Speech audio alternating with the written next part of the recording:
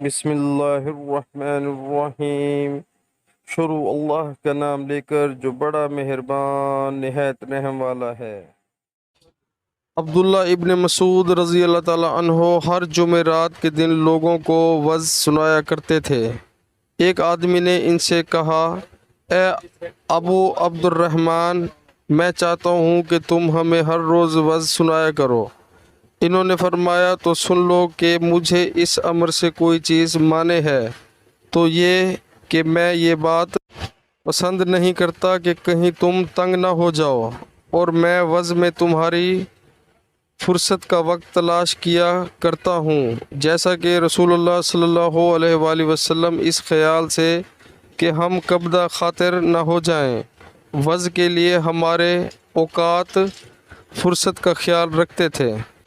پیارے مسلمانوں، اللہ تعالی ہمیں حدیث پاک سننے اور اس پر عمل کرنے کی توفیق عطا فرمائے، آمین۔